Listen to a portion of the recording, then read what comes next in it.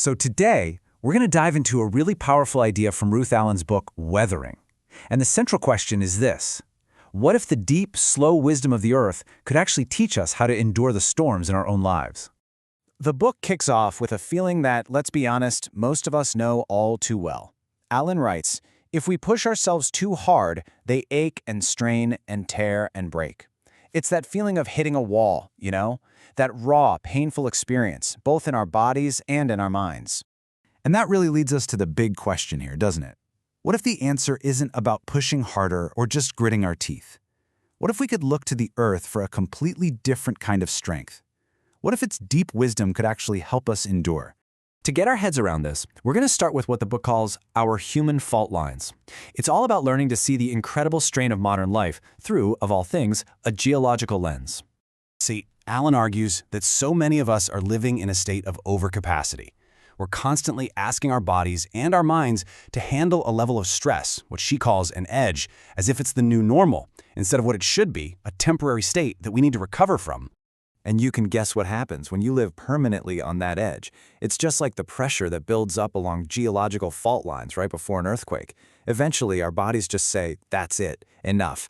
And that's when we see injury, burnout, totally jangled nervous systems, and all those old buried issues have a nasty habit of bubbling to the surface right when we have absolutely no capacity left to deal with them.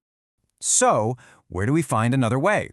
Well, this is where the author's really unique background comes in, drawing on the wisdom of the earth from her life as both a geologist and a therapist. Ruth Allen actually started her career as a geologist, so she was totally immersed in this world of deep, chronological time, what the ancient Greeks called chronos. But she found that geology just couldn't answer some of life's most pressing personal questions. So she made this incredible shift into psychotherapy, the world of the present, opportune moment, or kairos, and her mission became bringing the wisdom of the landscape right into the therapy space.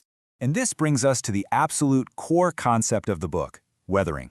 Now, this isn't just about being worn down by life's challenges. No, it's a process of endurance and transformation.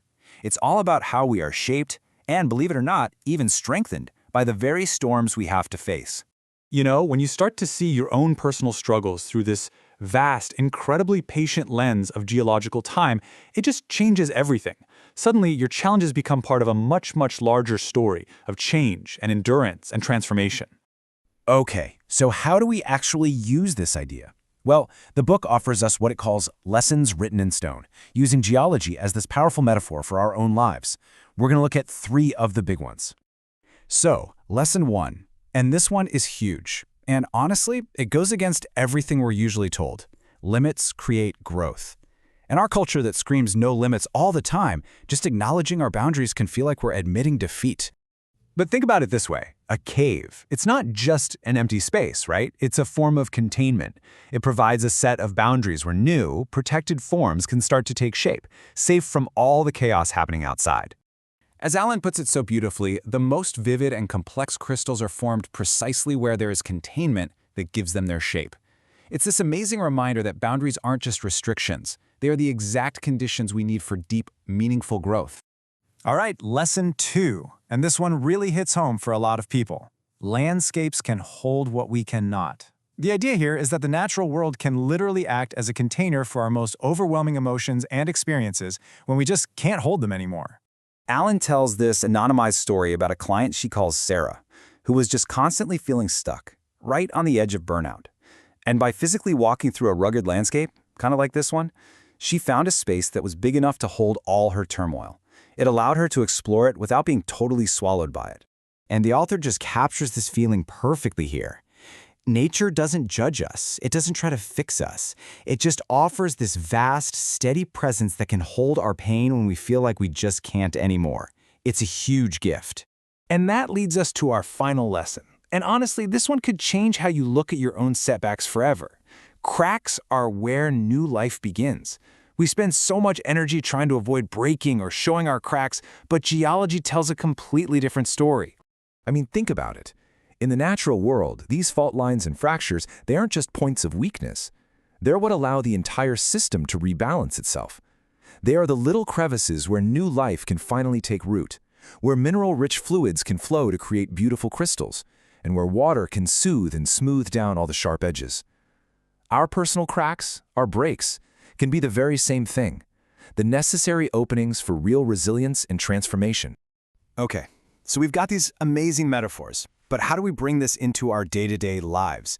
This last section is all about weathering life's storms, using these ideas as actual tools to build resilience and, get this, restoring our own lives.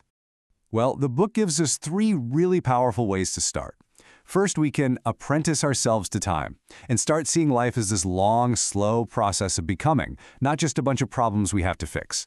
Second, we can work to restory our lives, gently scraping away those old scripts and beliefs that hold us back.